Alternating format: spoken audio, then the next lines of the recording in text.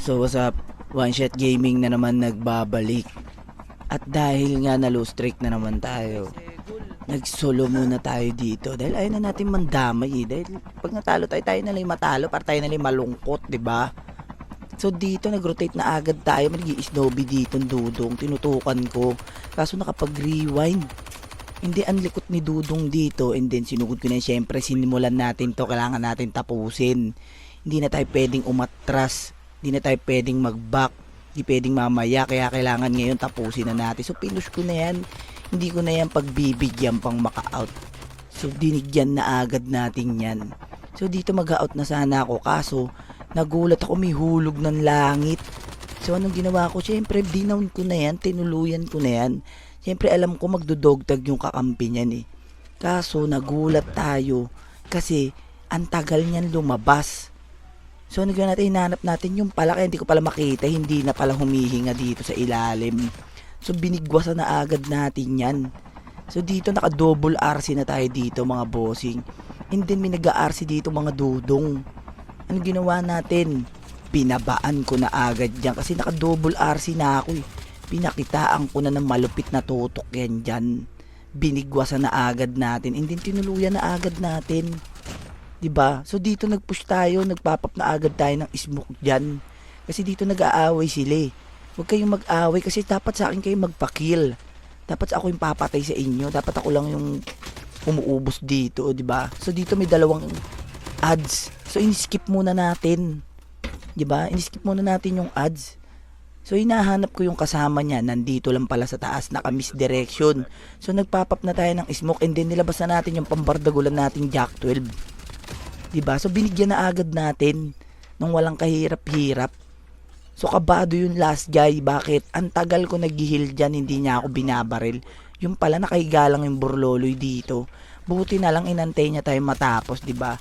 So dito nagkabugbugan kami rito. Muntik na niya nga ako madali. Buti na lang kabado siya dyan. So nabigwasan na natin. So bawi na lang kayo next lobby. So dito may hulog na naman ng langit. Nagpapanggap ditong pader. Akala ko delay or naglag lang siya. Tapos gulat ako biglang gumalaw kaya tinuluyan ko na. Tignan nyo naman gaano ka-cancer yung kalaban. Kaka-down lang dinogtag agad, di ba? So dito may nag-aaway na naman. Di ba? Sabi ko wag kayong mag-aaway, dapat ako lang yung papatay sa inyo eh. Kasi labi ko to. Diba? So dito nagulat ako, may nagpapanggap na naman puno dito. So tinuluyan ko na.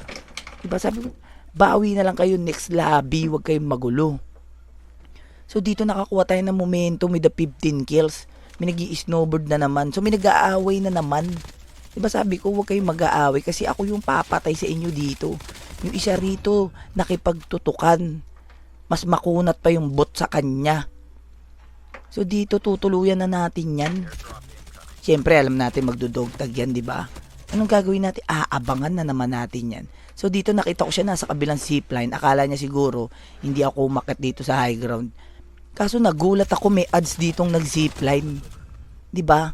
So in-skip na naman natin yung ads kasi ayaw natin ng ads. Ako ayoko rin ng ads. Ni-skip ko lang 'yan. So nandito yung dalawa nilang kakampi. Yung isa tumalon dito, gatekeepin sana natin. Nagpapap tayo ng ismo. Kaso nasabugan tayo ng cluster. So naghilhil muna tayo diyan. Pag ganyan gagawin nyo, gatekeepin nyo na yan, di ba? Wala na magagawa yan. Yung isa rito, tamang lakad, parang wala na sa sarili. Yung isa rito, lalaban ng tutukan, pero hindi tumagal. Di ba? Sabi ko sa inyo, pagka ganyan, momentum nyo na yan, hindi na kayo pwede magpapigil dyan. So dito, last 3 teams, lagi kong sinasabi sa inyo, di ba? So gagawin nyo lang yung tamang pag-engage kapag 3 teams, tapos bawat isang team is 3 player pa. Pero pag dito 3 teams, solo-solo, pwede nyo nang gamitan ng aggressive yan. 'Di ba? So yung isa rito, mas makunat pa yung Ravager niya kaysa sa kanya. Hindi man lang tumagal ng 5 segundo yung dudong. So last day na naman, 1v1 situation, kinakabahan na yan. Ikot tayo ng ikot. Yung pala nagpapanggap lang na nagpipintura sa bubong. 'Di ba? Kaya kung natapos mo tong video na to, make sure na mag-follow ka na, mag-react ka na dyan, and then i-share mo na rin sa mga tropa mo, di ba? So dito hindi siya umihinga, di ba? So yun lang, kita-kits tayo sa susunod na video, mga bossing.